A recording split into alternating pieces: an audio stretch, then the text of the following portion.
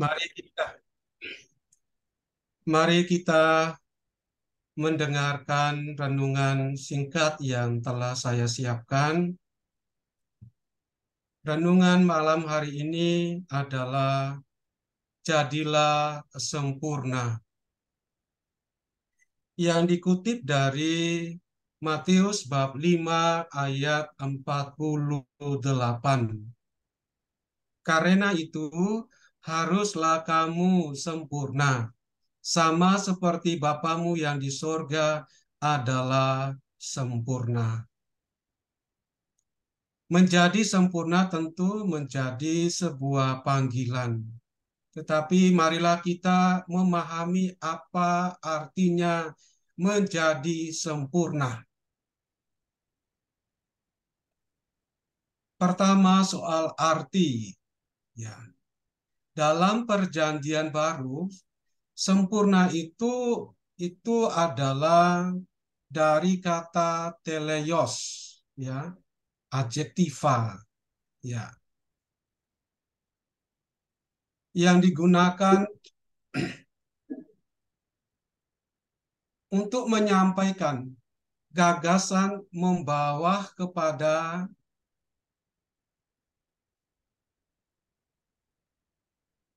ya, gagasan membawa kepada kelengkapan atau kadar penuh. Ya, artinya apa ini? Sempurna itu mengarah kepada sesuatu yang lengkap dan penuh. Ya, boleh kita baca di Lukas bab 8 ayat 14 atau 2 Korintus bab 12 ayat 9 atau Yakobus bab 1 ayat 4. Artinya teleios ini adalah suatu gagasan yang membawa suatu pengertian bahwa ada kelengkapan, ada suatu keadaan yang penuh, ya. Lalu arti yang kedua, ya, sempurna itu artinya menjadi dewasa atau matang. Ya. Itu kita coba lihat dari 1 Korintus bab 14 ayat 20 atau Ibrani bab 5 ayat 14. Jadi antara yang pertama dan yang kedua ini ada hubungan. Jadi lengkap itu artinya kita andaikan bahwa pertumbuhan hidup manusia itu dari bayi sampai dengan remaja, sampai dengan dewasa, sampai dengan tua, itu terjadi proses kelengkapan, entah secara fisik, entah secara psikologis, atau entah secara spiritual. Kalau fisik itu biasanya anak-anak itu kan belum bisa berjalan. Nah, kelengkapannya adalah bisa berjalan, bisa berlari, bisa melompat dan seterusnya. Secara psikologis ada mulai dari yang suka menangis sampai dengan bisa mandiri dan seterusnya. Jadi ada suatu proses untuk bagaimana menjadi penuh secara fisik dan psikologis. Demikian juga dalam hal spiritual, ya. Dari orang yang mudah untuk menyalahkan Tuhan sampai kepada orang bisa berpasrah. Ya, terserah Tuhan saja yang ngatur. Nah, itu proses yang disebut dengan proses melengkapi apa yang menjadi kondisi diri. Sehingga antara pengertian yang pertama dan yang kedua itu menjadi satu kesatuan. Setiap proses yang menuju kepada keadaan penuh atau lengkap itu kita samakan dengan dewasa dan matang secara fisik, secara psikologis, dan juga secara spiritual. Itu arti sempurna yang kedua. Lalu yang ketiga, artinya adalah telah mencapai akhir atau tujuan atau target yang tepat yang ditentukan.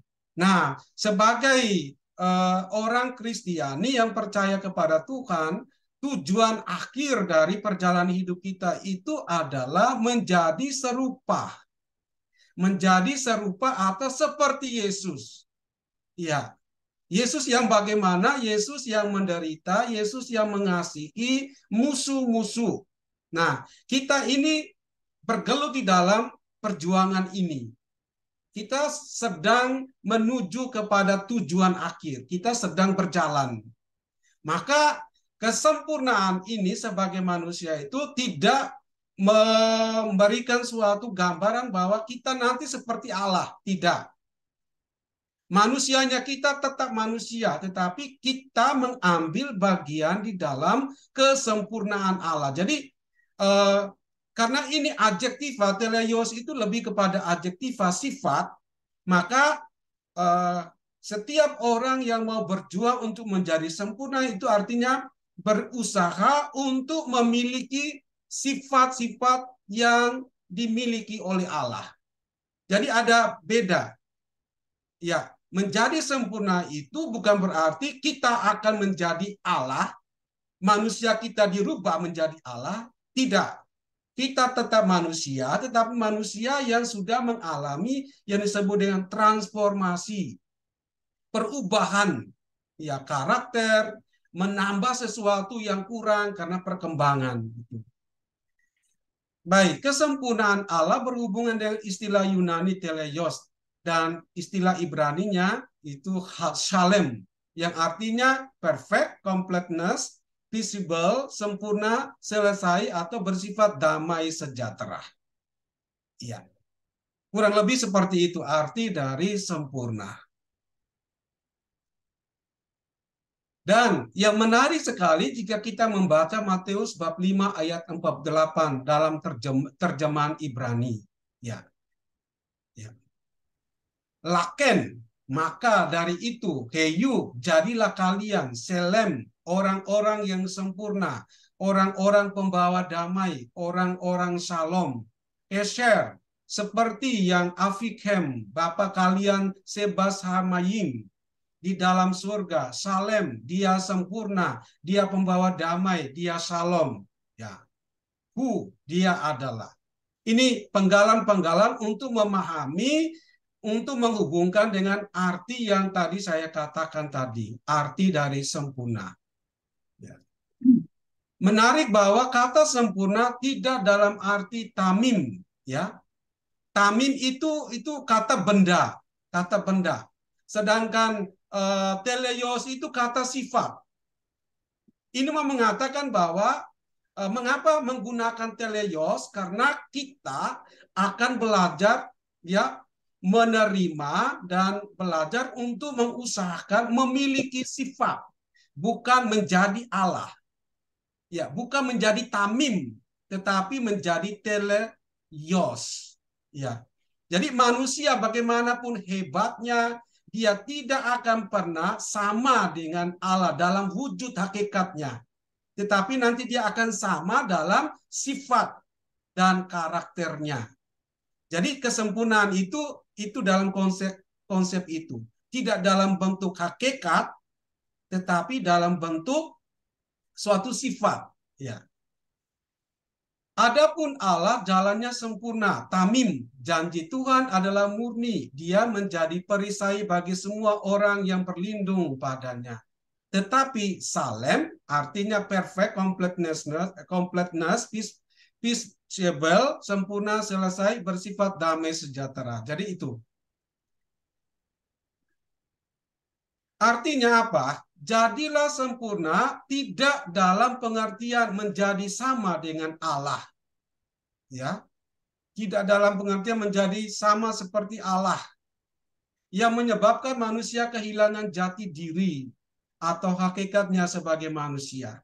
Tetapi jadilah sempurna itu adalah suatu ajakan untuk memiliki sifat Allah. Sifat Allah itu seperti apa? Damai, sejahtera, kasih, kesetiaan, dan seterusnya. Baik. Sekarang coba kita lihat arti sempurna yang sangat nyata di dalam diri Yesus sendiri. Di kayu salib Tuhan Yesus mengucapkan kata Shalom, tetelestai, ya, nislam, ya. Dia di atas salib itu mengatakan sudah dilunasi, sudah didamaikan, sudah disempurnakan. Atau dalam bahasa yang populer yang sering kita dengar, sudah selesai. Ya, di atas salib itu Yesus mengatakan sudah selesai, sudah dilunasi. Ya, Yesus melunasi ya segala tugasnya itu dengan bergantung di atas kayu salib. Sudah selesai. Seolah dia memegang tangan Allah dan tangan manusia. Lalu dia memperdamaikan manusia dengan Allah yang hubungannya telah rusak sejak kejatuhan Adam ke dalam dosa. Jadi, apa artinya sempurna? Sempurna itu artinya bahwa orang harus berjalan di dalam kelemahan, dalam kerapuhan, pun dalam kelebihannya. Tetapi bersama dengan rahmat Tuhan untuk berjalan sampai pada titik terakhir. Sehingga mampu mengatakan sudah selesai. Sudah selesai itu adalah suatu saat di mana orang sudah sampai pada titik final, ya, titik pelunasan dari segala mati raga dalam usaha apa saja dalam perjuangan, untuk sampai pada suatu keadaan, ya, terjadilah padaku menurut perkataan. Itu berarti kesempurnaan itu dialami tidak hanya pada saat akhir, tetapi justru di dalam perjalanan hidup setiap hari itu kita mengalami kesempurnaan-kesempurnaan. Dan itu bukan usaha melulu dari manusia, tetapi adalah rahmat Tuhan. Nanti kita akan melihat apa yang diusahakan oleh Santa Faustina, oleh Santa Teresia Avila, dan Santo Yohanes dari Salib. Mereka bukanlah orang-orang yang sempurna, tetapi mereka mengalami kesempurnaan karena kesetiaan untuk terus berjalan setiap saat, setiap hari, sehingga sampai pada titik terakhir, sehingga mereka mampu mengatakan sudah selesai. Nah, kadang-kadang kita manusia itu stop di tengah jalan, berhenti. Kita mengusahakan misalnya belajar untuk memiliki karakter sukacita atau pemaaf dan seterusnya, tapi kita selalu dirundung oleh kelemahan badani dan psikologis kita. Ya, sehingga kemudian kita menjadi orang yang frustrasi, tidak bisa mau melanjutkan lagi karena selalu mengatakan nggak bisa, stop, ya, dan seterusnya. Tetapi Santa Faustina, Yohanes dari Salib, dan Teresia Avila itu mengajarkan, nanti kita akan lihat, mereka itu adalah orang-orang yang memiliki kelemahan, tetapi memiliki komitmen yang kuat untuk terus berjalan, berjalan sampai dengan pada titik yang terakhir. Oke.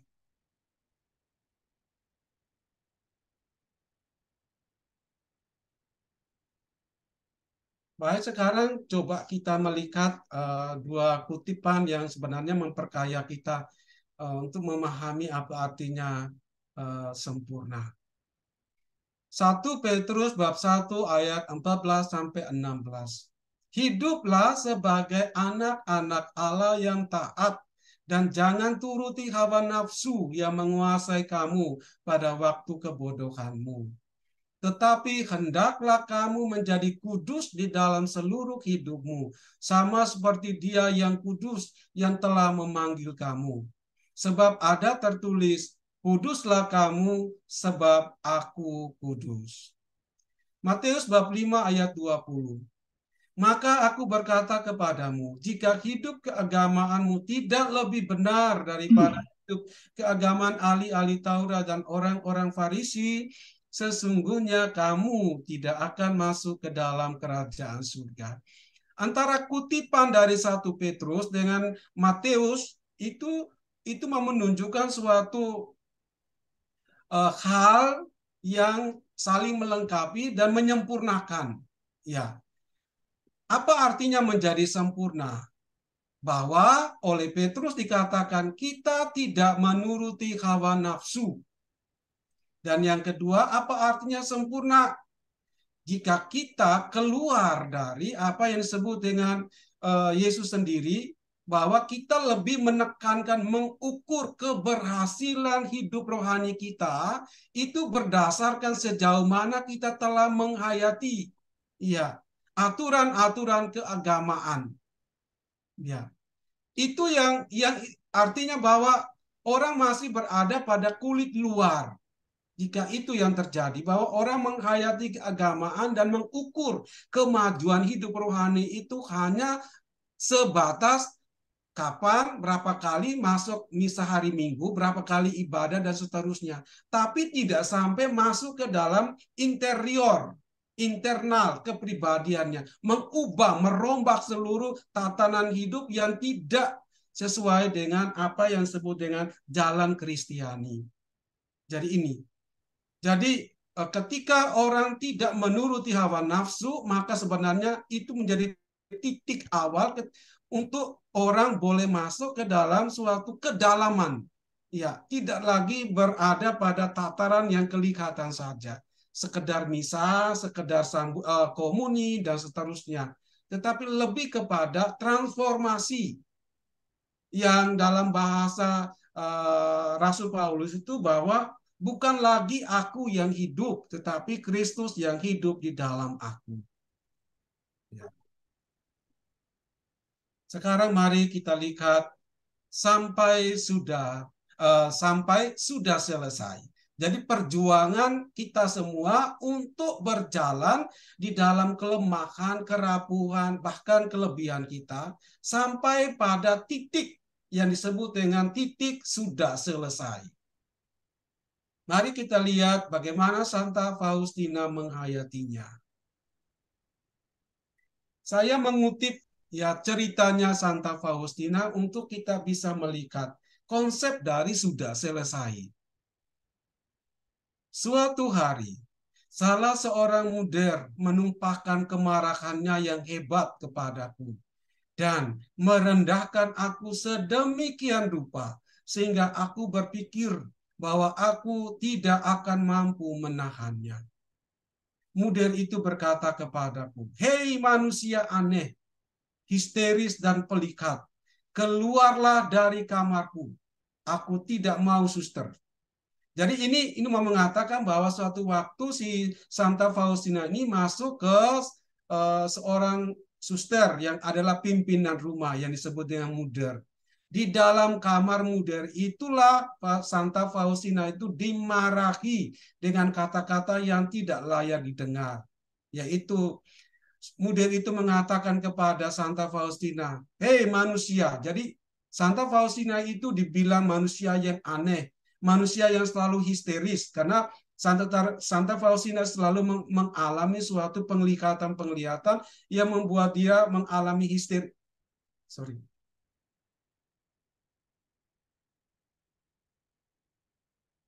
Apa yang disebut dengan histeri rohani. Dan Santa Faustina dikatakan oleh muda itu adalah pelikat. Iya. Sesuatu yang mereka tidak paham, ya, mengapa itu terjadi. Tetapi kemudian karena pengalaman istilahnya apa itu dalam penglihatan rohani itu Santa Faustina dikatakan sebagai pelikat. Lalu setelah dikatakan seperti itu, Santa Faustina disuruh keluar dari kamarnya. Dia tidak mau ya dengan suster itu, dengan suster Faustina. Terus kemudian dia katakan, suster muda itu terus menumpahkan ke atas kepalaku apa saja yang dapat ia pikirkan. Jadi ngomong semua yang dia pikirkan tentang Santa Faustina itu. Ya, disampaikan kepada Santa Faustina oleh muda tadi. Ketika aku masuk ke kamarku, jadi ketika dia keluar dari kamarnya muda lalu masuk ke kamarnya, Santa Faustina menelungkupkan wajahnya di hadapan salib dan kemudian ia memandang Yesus. Ini kutipan dari buku harian Santa Faustina nomor 120. Kutipan ini mau mengatakan bahwa ya coba ketika dari masuk sampai dengan pulang kita lihat apa yang dikatakan sebagai balasan dari Santa Faustina kepada muda. Enggak ada satu kata pun yang keluar dari Santa Faustina. Dia diam, keluar dari kamarnya muda itu, lalu masuk ke kamarnya, lalu dia menelungkupkan wajahnya di hadapan salib, dan kemudian memandang Yesus. Menelungkupkan itu suatu simbol ya suatu bahasa tubuh rohani untuk menunjukkan kerendahan, kerapuhan, ketakberdayaan Santa Faustina itu atas penghinaan-penghinaan itu. Tapi semua itu tidak dia balas. Dia sampaikan, dia ungkapkan itu di hadapan wajah dan salib Tuhan. Karena itu dia memandang. Kata memandang ini sesungguhnya mengatakan tentang kepasrahan kepada Tuhan. Ingin melihat wajah Tuhan. Ingin melihat bahwa wajah modern itu adalah Kristus yang lain yang ingin membentuk Santa Faustina. Jadi seperti itu. Ini apa yang saya kutip ini sesungguhnya menggambarkan tentang bagaimana Santa Faustina menghayati hari-hari hidupnya itu sebagai ya sudah selesai. Jadi dia berusaha untuk berjuang sampai dengan titik di mana dia harus mengatakan sudah selesai. Ya. Ini kadang-kadang kita juga merasa bahwa kita belum sampai seperti yang dilakukan oleh Santa Faustina. Kita baru di tengah jalan, kita sudah mengeluh. Ya. Oke. Berikutnya, ada kutipan yang kedua. Pada suatu hari, salah seorang muda yang sudah lanjut usia memanggilku. Seolah-olah halilintar di siang bolong menyambar kepalaku. Sedemikian dahsyat, sehingga aku bahkan tidak dapat mengerti apa yang sedang ia katakan. Tetapi tidak lama kemudian aku mengerti bahwa ia lontarkan itu berkaitan dengan suatu masalah yang sama sekali tidak tergantung dari aku.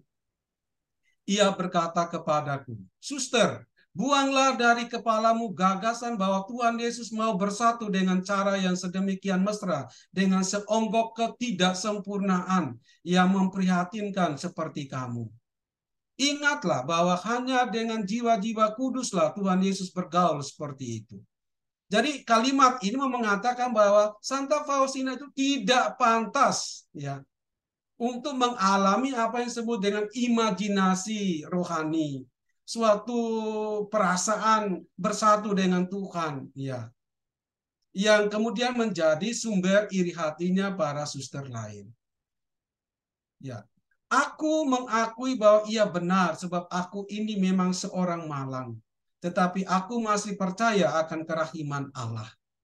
Ketika aku berjumpa dengan Tuhan, aku merendahkan diri dan berkata, "Yesus, tampaknya engkau tidak bersatu erat dengan orang yang sedemikian malang seperti aku." Lalu Santa Faustina mendengar kata-kata dari Tuhan. "Tenanglah putriku, persis lewat kepapaan seperti itu, aku ingin menunjukkan kuasa kerahimanku."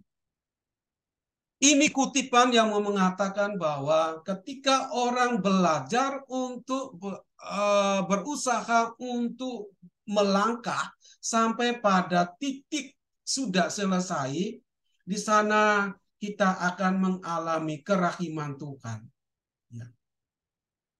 Lalu yang berikut, di saat kita merasa kita tidak sempurna, atau orang lain merasa kita ini seperti seonggok ketidaksempurnaan, di sana kerahiman Allah itu merangkul. "Tenanglah putriku, persis lewat kepapaan seperti itu, aku ingin menunjukkan kuasa kerahiman." Itu berarti sudah selesainya kita itu bukan melulu usaha kita, tetapi adalah kesetiaan Tuhan untuk menuntun kita berjalan melangkah sampai pada titik sudah selesai. Jadi kesempurnaan itu sesungguhnya adalah bagaimana orang berusaha untuk membiarkan diri dirangkul oleh kerahiman Tuhan. Lalu yang kedua, ya, Yang pertama tadi sudah selesai. Yang kedua adalah bagaimana setiap hari itu kita menguduskan hari-hari hidup kita. Jadi kesempurnaan itu sama dengan usaha kita untuk menguduskan hari. Menguduskan hari Minggu, menguduskan hari Senin, Selasa, Rabu, Kamis, Jumat, dan Sabtu. Nah, bagaimana cara menguduskan hari supaya kita menjadi sempurna?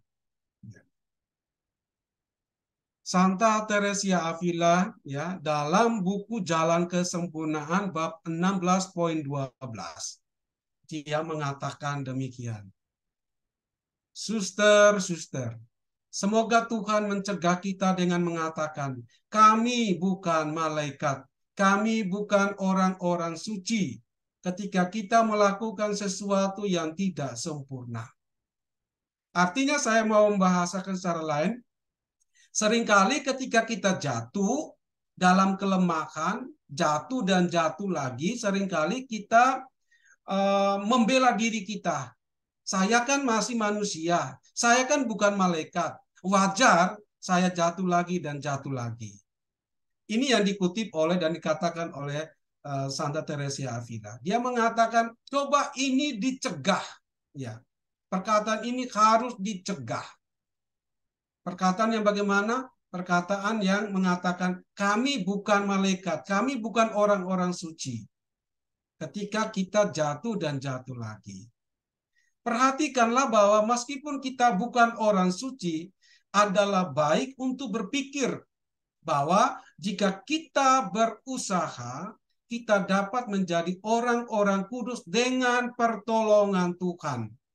Jadi, tidak melulu karena rahmat Tuhan, tetapi ada usaha dari setiap manusia. Ya. Gracia yang disebut dengan gracia cooperans. Rahmat itu baru didapat jika manusia cooperans, bekerja sama dengan Tuhan. Tidak melulu ya menyerahkan itu semua kepada Tuhan, tapi manusia harus juga berusaha. Contoh yang konkret adalah misalnya kalau orang ingin hidupnya makmur, maka dia harus bekerja. Tidak cukup hanya dengan berdoa.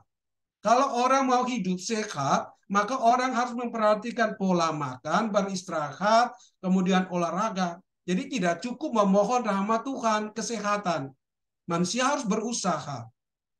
Inilah maksudnya bahwa kesempurnaan itu sesungguhnya adalah rahmat dan usaha manusia. Tidak melulu usaha manusia. Kalau melulu usaha manusia, maka manusia akan jatuh kepada kesombongan. Dan setan selalu menggunakan itu. Ya, tapi juga kalau melulu rahmat Tuhan saja tanpa usaha manusia, maka manusia menjadi orang yang apatis, menunggu saja. Ya, dia menjadi pribadi yang tidak optimis, tidak berusaha. Ya. Jadi yang bagusnya adalah kesempurnaan itu adalah usaha manusia bersama dengan rahmat Tuhan. Karena kita tidak datang ke sini untuk hal lain. Ini lanjutan dari apa yang dikatakan oleh Santa Teresia Avila. Maka marilah kita menjalankan tugas itu. Jadi itu artinya apa? Setiap manusia, setiap orang Kristiani, orang Kristen itu sudah dipanggil untuk mengikuti Kristus. Maka jalani tugas itu sebagai murid-murid yang dimana ketika Yesus berjalan kita mengikutinya sampai pada titik yang disebut dengan sudah selesai.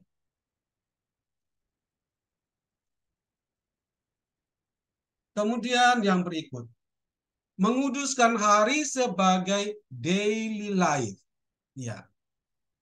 Santa Teresia menulis, kalau Anda, ini yang dia katakan kepada para suster, kalau Anda atau para suster bertanya kepada saya, apa yang harus Anda lakukan untuk menjadi sempurna? Saya katakan, pertama, ya, jangan berbaring di tempat tidur melampaui waktu bangun yang seharusnya.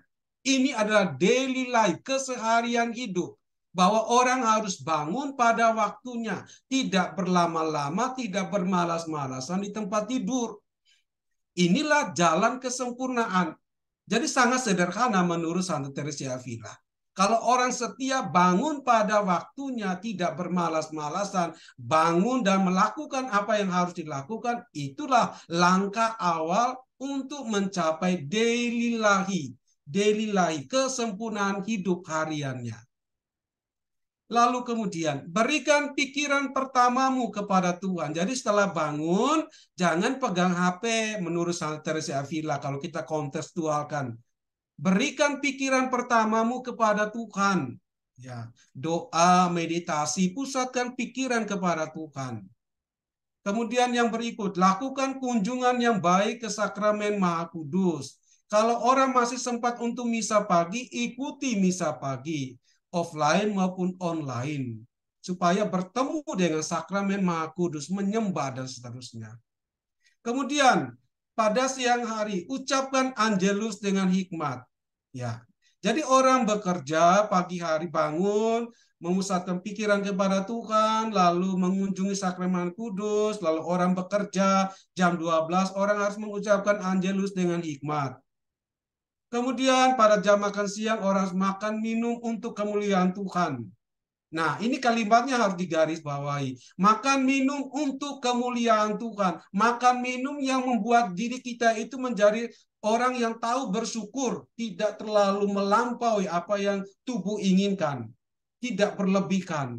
Tapi dengan apa yang kita milih itu kita bisa memberi arti bagi orang lain. Dengan tenaga yang kita terima dari kita peroleh dari memakan makanan yang secukupnya, yang bervitamin, kita bisa mengabdikan diri bagi orang lain. Jadi makan minum itu adalah makan minum untuk apa? Untuk membantu kita bisa mengabdi untuk kemuliaan Tuhan dan kebaikan sesama. Berikutnya, ucapkan rosario dengan baik. Pusatkan dirimu dengan hening. Jauhkan pikiran yang buruk. Lakukan meditasi malam dengan baik. Jadi ini, mulai dari bangun, kemudian dikisahkan seterusnya, berdoa rosario, lalu kemudian hening pada sore hari, jauhkan pikiran yang buruk kalau pulang dari kantor, misalnya kita istilahnya terprovokasi dengan pengalaman marah dan seterusnya, lalu mengingat-ingat lagi, maka selesaikan itu dengan melakukan meditasi malam dengan baik. Lalu kemudian memeriksa batin Anda setiap hari, setiap malam sebelum pergi tidur. Nah, sesudah itu tidurlah dan Anda sudah sempurna. Ini kata dari Santa Teresia Avila, seorang tokoh pujangga besar dalam gereja Katolik, seorang Karmelit, ya guru doa. Jadi ajarannya itu kita pikir ajaran yang hebat-hebat, ternyata saya melihatnya ini sangat sederhana. Apa yang kita lakukan setiap hari itu adalah suatu cara dan jalan untuk mencapai kesempurnaan. Lakukanlah apa yang harus kita lakukan setiap hari itu dengan hati, dengan penuh iman, dengan pikiran yang jujur, yang tulus, yang bersih dari segala rasa marah dan seterusnya. Mulai bangun sampai tidur itu digambarkan kita itu memusatkan hati hanya untuk Tuhan. Meskipun sibuk melakukan aktivitas harian kita. Inilah yang disebut dengan menguduskan hari sebagai daily life kita. Nah, yang berikut Santo Yohanes dari Salib. Dia beranjak dari apa yang dikatakan oleh Santa Teresia Avila. Santa Teresia Avila dan Yohanes Salib itu adalah dua-duanya para Karmelit, ya, Karmelit yang juga adalah pujangga yang mengajarkan tentang hidup doa dan kesempurnaan. Dua tokoh besar dalam gereja Katolik. Ya. Santo Yohanes Salib ya, dia meringkas semua ajaran tentang kesempurnaan ke dalam 4 bentuk hidup.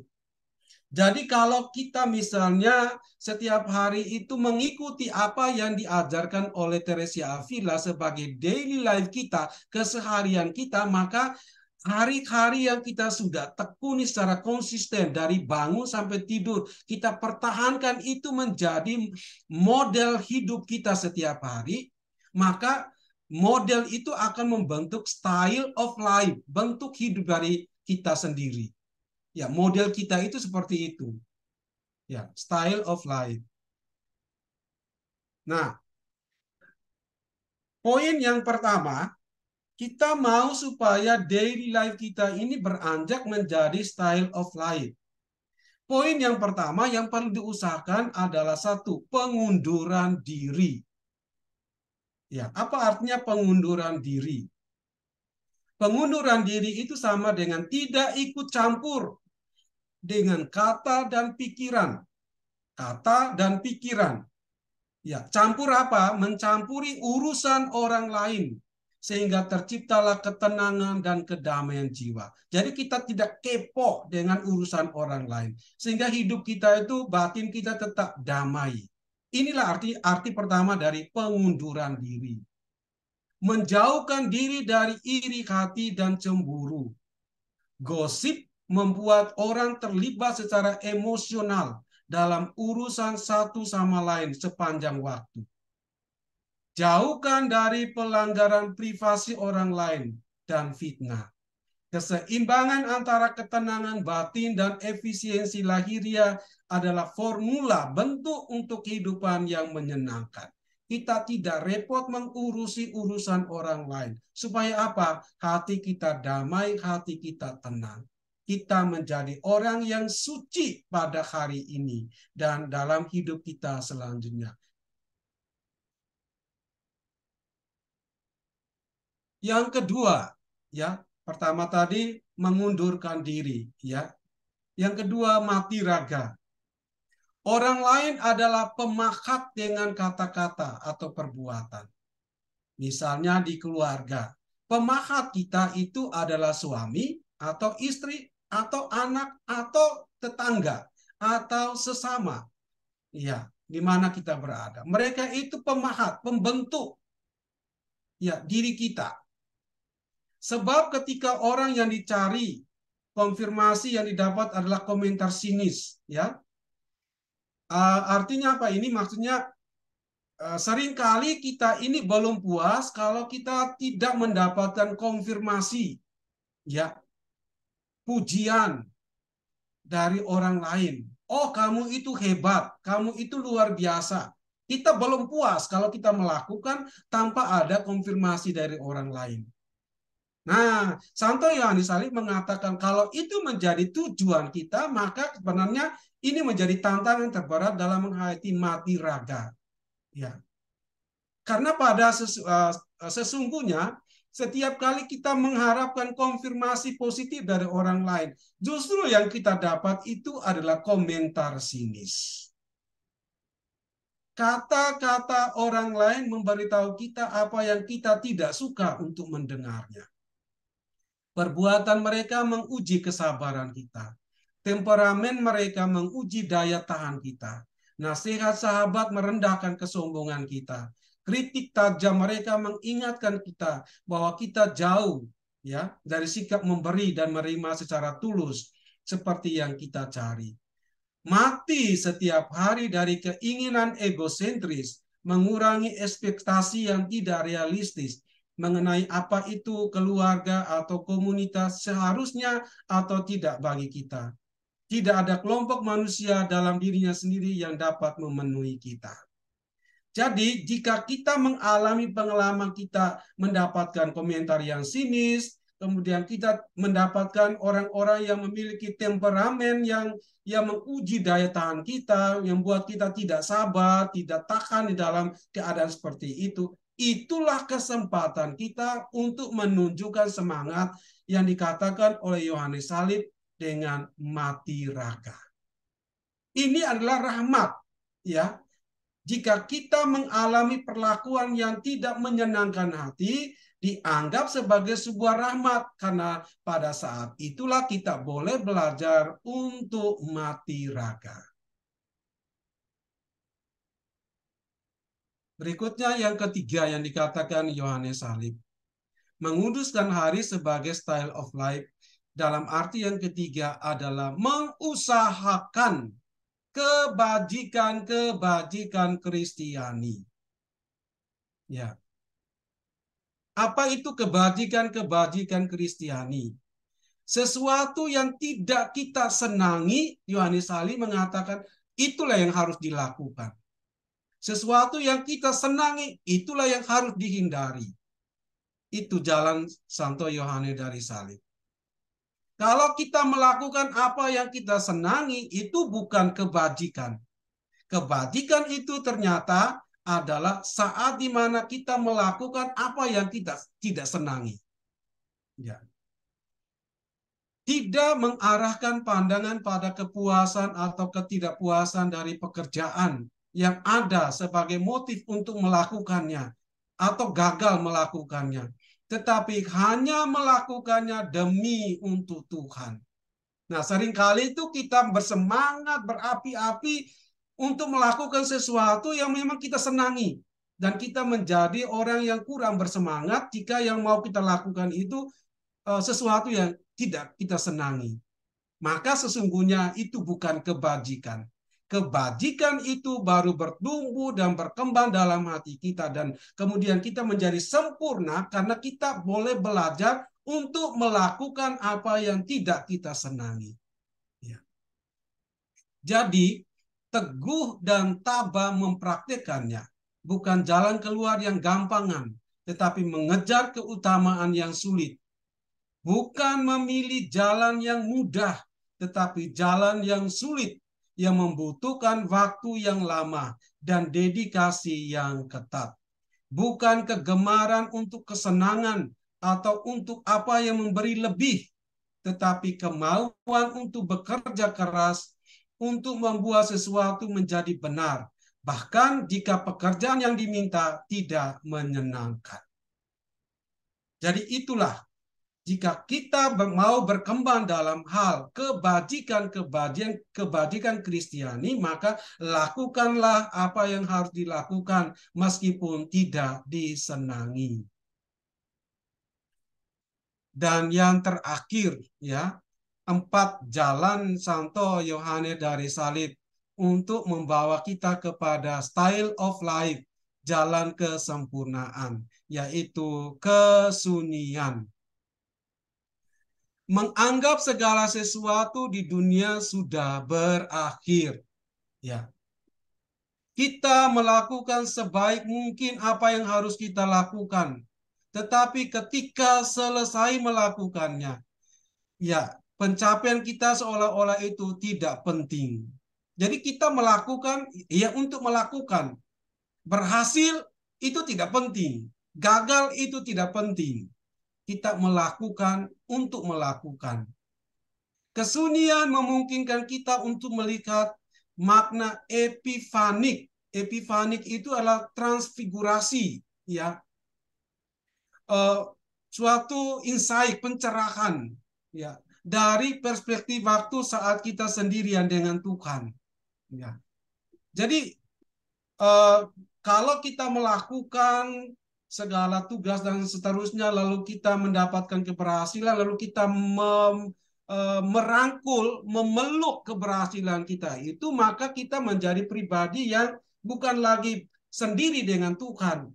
Ya, kita menjadi oleh Santo Yohanes Salib itu seperti orang yang mau mengikuti Yesus, tapi dia masih pamitan, masih memikul beban berat. Ya, dia tidak mampu melepaskan. Kita harus berusaha dimanapun kita berada, baik di terminal bus yang sibuk atau di pantai, untuk menenangkan diri secara batiniah. Yang pertama tadi saya mengatakan, orang menjadi tidak sunyi, tidak hening, itu karena terlalu banyak berpikir dan repot dengan banyak urusan. Ya. Dia mengerjakan dan pekerjaan itu menyita pikiran dan waktunya. Dia menjadi pribadi yang selalu tidak tenang, tidak hening. Otaknya itu selalu terisi dengan hal-hal yang mengkhawatirkan, yang mencemaskan. Jadi itu. Yang kedua, orang itu menjadi sunyi dan sepi itu bukan pergi ke tempat yang sunyi, tetapi justru mungkin ketika berada di terminal bus yang sibuk atau di pantai, ya, orang mengalami ketenangan diri secara batiniah. Karena apa? Orang ya sudah mampu memisahkan ya dirinya, hakikat dirinya dengan apa yang menjadi atribut-atribut yang melengkapi dirinya. Jadi yang menjadi atribut-atribut itu dia pisahkan dari hakikat dirinya sendiri. Dirinya itu lebih penting daripada predikat atribut duniawi yang ditempelkan pada dirinya. Jika ini bisa dilakukan, maka orang menjadi hening. Supaya apa? Bisa bertemu dengan Tuhan. Ya, istilahnya itu Thomas Merton itu alone with the alone, ya, sendiri ya dengan sang sendiri, ya, alone with the alone, ya, untuk menenangkan diri secara batinnya, mengesampingkan urusan duniawi untuk sementara waktu dan hanya memperhatikan Tuhan kita yang pengasih. Jadi di dalam bus, di terminal, di pantai, kita bisa mencari waktu keheningan, ketenangan. Supaya hidup kita itu tidak hanya duniawi saja, tetapi ada roh, ada jiwa, ada Tuhan yang bekerja di dalam diri kita, yang menguasai. Sikap ketenangan batin ini mempengaruhi cara kita berelasi di dunia. Ya, dalam kesendirian kita bisa mulai menghargai dunia ini dan kebaikan ciptaan. Pada saat yang sama kita mengakui dengan damai bahwa semua sedang berlalu. This too shall pass. Jadi artinya apa? Ketika kita senang, kita harus mengatakan this too shall pass. Yang ini pun akan berlalu. Ketika kita mengalami kesedihan, kita mengatakan this too shall pass. Yang ini pun akan berlalu. Semuanya harus dikatakan this too shall pass. Tidak ada yang kekal. Atribut apa saja itu adalah tidak kekal. Yang kekal itu adalah jiwa kita dan jiwa yang bersatu dalam kesunyian dengan Tuhan. Alone with the alone. Itu Bapak Ibu Saudara-saudari, kira-kira apa yang menjadi permenungan kita. Jalan menuju kesempurnaan itu sangat sederhana, bisa kita lakukan setiap hari. Mulai dari daily life sampai dengan style of life. Dan Santa Faustina sungguh menunjukkan bahwa dalam kerapuan dan kelemahannya dia mengandalkan kerahiman Tuhan. Tapi dia berusaha untuk menghayati artinya apa yang artinya sudah selesai. Dia bertahan dalam keadaan yang tidak mengenakan untuk bisa sampai kepada titik sudah selesai. Inilah jalan kekudusan bagi kita. Ya. Demikian Bapak, Ibu, Iya, saudara-saudari. terima kasih Romo Carlos. Luar biasa sekali bagaimana Romo menjelaskan secara detail kita semua untuk belajar terbentuk menjalankan hidup ini menjadi sempurna ya Romo ya. Ya, Dari Bapak Ibu sekalian ada yang mau bertanya kepada Romo?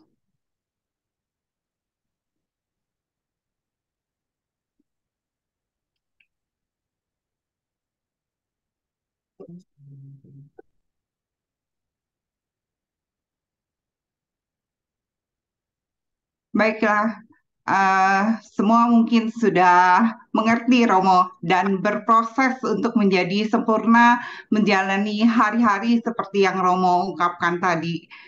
Dari Pak Gunawan ada yang mau disampaikan? Saya tanya deh Pak Gun, boleh ya? Ya, silakan.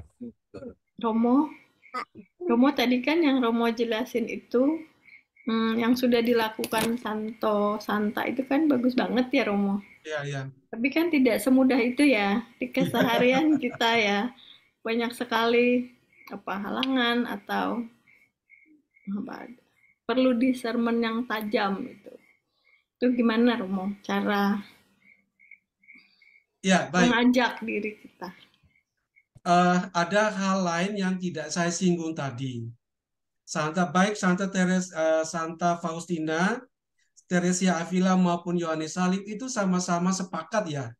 Meskipun tiga orang ini tidak saling ketemu, tapi dalam ajaran mereka itu mereka mengatakan bahwa untuk menjadi sempurna itu kita harus menjauhkan diri dari perasaan tidak mampu, perasaan bersalah yang berlebihan, sehingga kita menjadi orang yang tidak mau lagi melanjutkan, pingin mundur, pingin stop.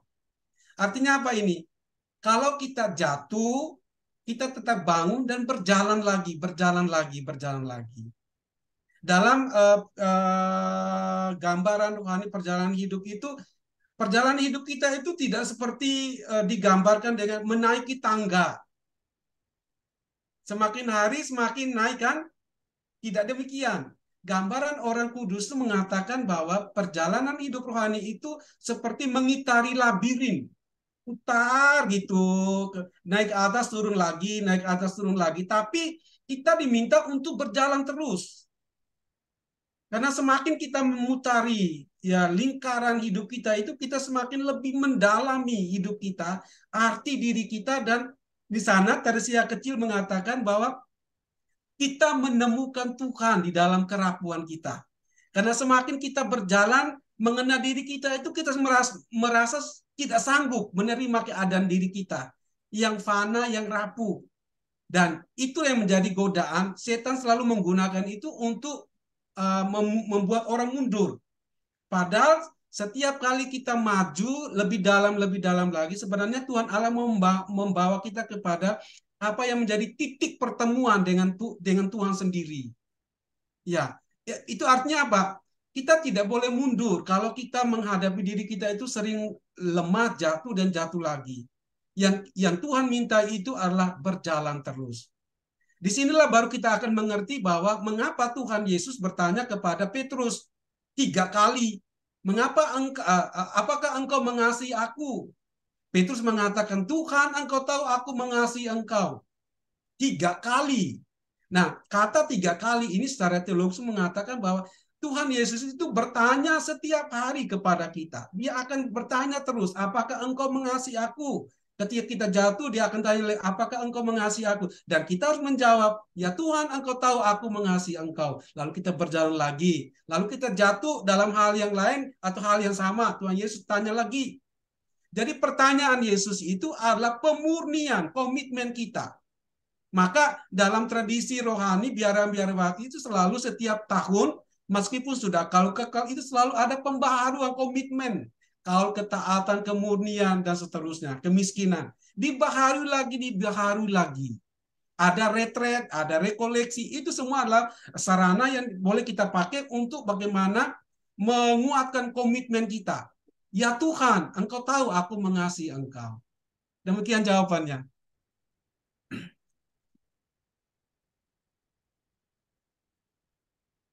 Ya, Terima kasih, Romo. ada lagi yang mau bertanya?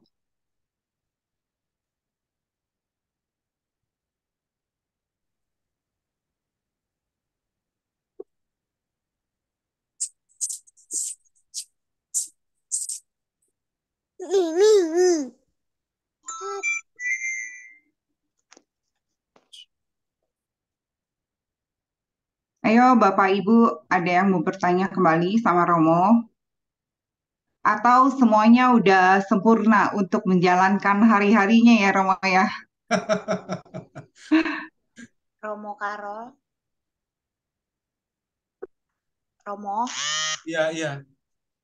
untuk mengikuti Yohanes Salib itu berat ya, terutama penyangkalan diri yang dituntut untuk semakin dalam dan dalam lagi. Seolah-olah penyangkalan diri kita tuh tidak pernah akan selesai rasanya ya gitu Mo ya. Tidak akan pernah selesai, mungkin selesainya ketika kita pulang ke rumah Bapak gitu Romo ya. Apakah Romo punya ya istilahnya tips untuk mampu menjalankan itu, terutama di dalam pelayanan, di dalam kita melayani gitu Romo? Iya. It's okay. Tentu dimensi hidup kita itu beda, tetapi tujuannya sama ya. Menghayati hidup sebagai pastor, itu bentuk caranya berbeda dengan sebagai awam, tetapi tujuan kita sama. Tujuannya adalah kesempurnaan, transformasi. Nah, kalau ditanyakan sharing apa yang saya hayati selama ini sebagai seorang imam, ya, eh, saya ditabiskan menjadi imam, tetapi di dalam diri saya ini ada banyak hal yang belum beres, belum selesai prosesnya. Ya, belum selesai, belum ini. Nah, proses itu ya akan dilakukan di dalam hidup selanjutnya. Setelah jadi imam, orang bilang untuk menjadi imam itu gampang. Tetapi untuk mempertahankan imamat, hidup sebagai imam itu yang sulit. Apa itu kesulitannya? Apa itu yang menjadi kesulitan seorang imam? Kesulitan seorang imam pertama itu adalah hidup sendiri. Kalau sebagai suami dan istri, pertemuan suami dan istri itu adalah karena kemauan. Maka maju dalam proses pernikahan. Saya memilih engkau menjadi istriku, saya milih engkau menjadi suamiku. Tetapi seorang imam, dia tidak memilih siapa-siapa. Dia dipilih oleh Tuhan dan diutus kemana saja. Pertama, dia berjumpa dengan umat. Bisa saja umat yang berjumpa dengan dia itu tidak menyenangkan. Maka di sana adalah padang gurun, dia harus mati raga dan seterusnya. Dikirim ke suatu komunitas, bertemu dengan romo yang ini, buder yang ini. Nah, kadang-kadang kan tidak suka juga, karena kita tinggal bersama bukan karena saya suka atau tidak suka. Mau tidak mau. Nah, itulah proses mati raga. Nah, saya mau mengatakan bahwa tidak gampang menjadi imam, tetapi akan menjadi gampang jika kita yakin bahwa setiap hari itu menjadi proses jalan menuju pengudusan diri. Contoh, Santo Yohanes Salib bilang, kalau saat engkau malas untuk bangun pagi, ya, lawan kemalasan itu. Maka saya dalam pengalaman hidup saya itu tidak pernah kesulitan untuk bangun pagi. Mau jam 4, mau jam 3, setengah 5, saya siap untuk bangun. Karena sudah dilatih sejak di seminari, ketika malas untuk bangun harus lawan, bangun. Ketika sakit itu membuat kita untuk misalnya mengurangi pelayanan kita, kita harus lawan rasa sakit itu. Meskipun harus dengan jalan lain yaitu pengobatan medis dan seterusnya. Lalu yang berikutnya, aspek psikologis sebagai seorang laki-laki ya. Kadang-kadang muncul rasa ada pengalaman kesepian dan seterusnya. Lawan kesepian itu dengan melakukan hal-hal yang sesungguhnya bermanfaat. Tidak mudah, tetapi kalau setiap hari itu dilakukan dengan suatu tekad niat bahwa inilah jalan dan cara untuk memurnikan diri, maka bisa. Lalu yang kedua, hati yang penuh dengan sukacita. Terus terang, menghayati hidup setiap hari dengan penuh sukacita itu menjadi obat, mujarab, yang sangat menyembuhkan kesedihan, permasalahan, dan bisa membuat kita semakin bahagia dalam hidup. Ya. Nah, sukacita itu didapat dari mana? Sukacita itu didapat dari bagaimana kita tidak mengabsolutkan, ya, mensyaratkan keadaan harus ikut saya. Saya harus beradaptasi, menyesuaikan diri dengan keadaan apapun yang terjadi di luar. Itu kurang lebih yang saya hayati. Jadi tekun setiap hari, bangun sampai tidur, lakukan dengan penuh sukacita, menghadapi tantangan dengan hati yang damai, dan seterusnya. Demikian. Dalam jatuh bangun ya Romo. Iya, benar. Kalau saya tambahkan, saya adalah orang, kalau dulu sih, awal-awal menjadi imam tuh mudah marah. Ya, mudah marah. Saya pernah menjadi kepala sekolah dan hampir setiap hari itu guru-guru dan murid itu saya marahi. Ya, karena ya apa yang saya idealkan itu tidak sejalan dengan apa yang terjadi. Tetapi kemudian saya harus membentuk diri saya untuk menjadi lebih sabar. Jadi keadaan, lingkungan, dan orang lain itu adalah pemahat dari yang kurang sabar menjadi sabar. Jadi itu. Oke, makasih Romo. Ya. Tapi Romo Karol sekarang udah nggak pemarah kok. Enggak lagi.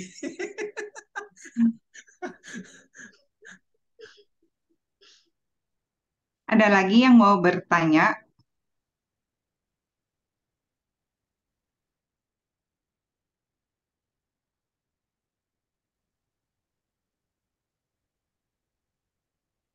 Nggak ada lagi ya?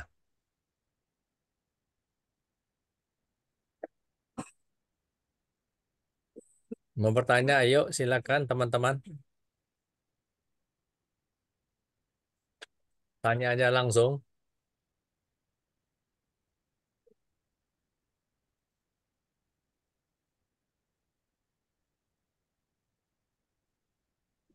Baik, kalau nggak ada lagi ya kita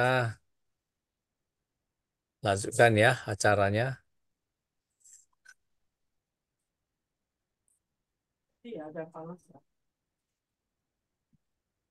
Ini bagi yang tergerak hatinya untuk memberikan persembahan kasih. Di bawah ini ada tertera rekening dari Komunitas Karyawan Ilahi Indonesia dengan nomor BCA nomor 504 028 5956 atas nama Regina Yoselin Lim. Terima kasih untuk semua donasi yang telah diberikan. Baik, ini ada sedikit pengumuman. Ini ada Romo Andi yang sedang ingin membangun gerejanya. Coba kita lihat ini sebelah kanan ini gerejanya itu atapnya pun nggak ada. Jadi umatnya yang begitu banyak itu kalau hujan itu akan kehujanan. Ini di daerah Santo Damien Muncok di Flores. Bagi yang mungkin ingin juga turut berpartisipasi untuk membantu untuk membangun rumah Tuhan untuk umat di sana, boleh silakan juga tadi transfer ya di rekening nomor Roselin. Nanti kita akan kumpulkan dan kita akan salurkan kepada Romo. Kalau nggak salah itu masih ada kekurangan 40 seng, tapi seng yang panjang ya bukan seng seng apa, tapi seng plat itu untuk dijadikan atapnya di atas. Dan lantainya juga ini nampaknya tuh dari tanah gitu ya. Jadi ini sungguh miskin ini gereja ini. Mudah-mudahan banyak dari kita yang bisa membantu pembangunan rumah Tuhan ini. Juga kami tim dari Komunitas Kereman Ilahi Indonesia, saya Gunawan, juga bersama dengan Ibu Maria Jau, Ibu Regina, Ibu Silva, mengucapkan banyak terima kasih pertama kepada Romo Carolus Sola Okaram yang telah mengajar kita. Waktu pengajarannya sangat baik, Romo. Romo kalau bisa nanti diminta juga materinya Romo ya. Ya, ya, ya. Nanti kita bagikan kepada umat. Terima kasih juga kepada semua petugas MC kita, Ibu Lucy yang telah memandu acara ini. Juga terima kasih kepada petugas nyanyi dan petugas doa koronka. Terima kasih semuanya, walaupun pertama kali bertugas, tapi telah melakukannya dengan baik dan tidak ada kesalahan. Terima kasih semuanya. Juga kami mengucapkan terima kasih kepada semua yang telah bergabung pada malam hari ini. Semoga dengan mendengarkan pengajaran-pengajaran Romo, khususnya untuk malam ini, supaya kita hidup sungguh-sungguh bisa menjadi sempurna seperti yang Tuhan inginkan kita hidup, terutama di dalam kehidupan sehari-hari, daily life-nya. Sungguh-sungguh kita berjuang untuk mengarah kepada kesempurnaan dan kekudusan. Baik, itu saja yang saya sampaikan. Sekarang kita akan mengakhiri acara ini dengan lagu penutup, kemudian disusul dengan doa penutup dan berkat oleh Romo. Ya. Mari kita nyanyikan lagu ini bahwa kita tidak bisa jalan sendiri kalau tidak ada Tuhan yang menuntut kita. Oh Tuhan, pimpinlah langkahku. Ku tak dapat jalan sendiri. Sertamu itulah doaku. Ajarku merendahkan diri, menurut firman-Mu setiap hari. Jadikan pelita dalam gelap, mencari domba yang sesat. Itulah kerinduan jiwaku, mencari domba yang sesat. Itulah kerinduan jiwaku.